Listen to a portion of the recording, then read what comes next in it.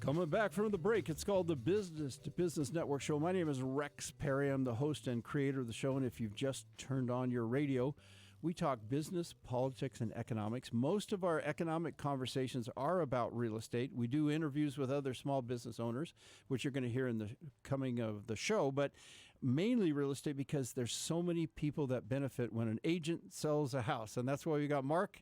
Mark, give us your last name. Introduce yourself, please. Yes, Mark Palacio with Cydia Realty Group. And to make the transaction come together, you got to have a good title, escrow.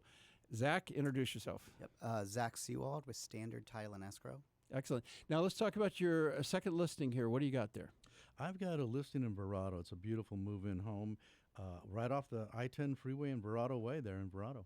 Now, Verrado is way out on the west side. You're out by the white tanks. Correct. And now it's not age restricted, right? No, this one is not. And price range on that again? $485. $485. How many bedroom? How many bathrooms? It's a 3-bedroom, 2-bath with an office, move-in condition, in and out. Really? Yeah. So, and again, to pull that contract together, a lot of times do you do a little bit of research sometimes as they bring the contract to you? That's when you start, Zach. You start your process. Yeah, so we don't see it until the contract or purchase agreement is signed by both the buyer and seller. That's when we'd start the title examination on the home, look at different things on the property, like the property taxes, any liens, if there's solar on the property. I know solar is a big thing here in Arizona. And just throughout the transaction, make sure everything is free and clear on title before the buyer closes on the home. Describe some of the challenges when you have solar, because there's sometimes a lease involved. Describe that a little bit. Yeah, so every solar company is going to be a little different. Some of the challenges are there are a few solar companies who actually require that the loan is paid off before they can close. It's not transferable. So sometimes that's a burden on the seller that it has to be fully paid before closing on the home, and that's something that they weren't aware of before. Have you had that experience, Mark? I have that right now. Tell us what's going on. How's that? Yeah, I've got a listing with a solar lease, and we don't have it under contract yet, but once it goes under contract, the buyer has to pay it off. Has to pay off. So the lease is not transferable. Not in this case. What kind of price are they talking? Is this additional cash they have to come up with, or can they finance that? They can finance that, but it depends on how long they've had that lease. So what's left on that lease? Yeah. Can you give us just a rough number? What's left on that? It could be, for this house, it's probably going to be somewhere around $16,000. Okay. Something like that. And that could be rolled into the mortgage. Yes. Or has to be cash out of pocket. Now, once that's paid off, now you don't have any more lease payments.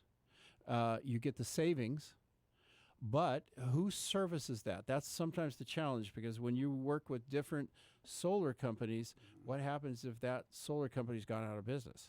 And who's going to service it? Have you had that experience with that before? Typically, with the servicing, that's not something that we see.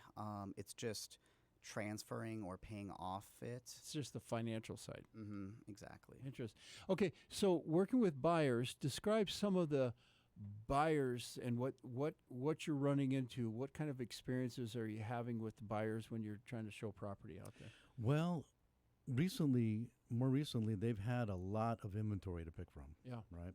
So it slowed down the market a little bit because interest rates were higher. So in general, it's a buyer's market out there. Not in every area, but in general, it's a buyer's market. And so you're challenged with they're not in a big hurry. Yeah. Because they have some extra homes to look at. Yeah. So sellers have to be very competitive. Yeah. And we're starting to see a little bit of a turn. Have you guys felt that too? Just recently, interest rates are coming down. Inventory is starting to shrink again.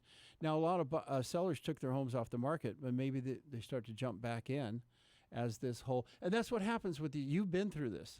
Yep. Now, did you sell real estate in California too? I did. That's where I got my start. Okay. That market was was involved over there with financing. I was a mortgage broker lender over there. And so you did see that where sometimes in California you had multiple buyers. We've had that here again in Arizona. I remember I was there from 89 to 96, and when they would have new subdivision, they would literally have people camping out the night before just to be first in line to put their escrow money down. Exactly. I mean, that's how crazy things are. And even to this day, California is still a really tough market. Arizona is, don't you agree, much more affordable? It is much more affordable, and we're going to get back to that someday again, where you have multiple offers on a home, and when interest rates go down, you're exactly right, Rex. More homes are going to come on the market. Yeah, they're more they're going competitive. to put it back into the inventory. And notice, again, I'm going to say it one more time, we go out and out further and further to build, and then now you got that long commute. But you want to talk to Mark, if you're a potential buyer, how can people reach you? They can reach me at 602-770-0292. That's 602-770-0292. And Zach? Number is going to be 480-290-2424. Once again, that's 480-290-2424. Gentlemen, thank you so much for coming down. We got to do a break here. Everybody, stay tuned. We'll be right back.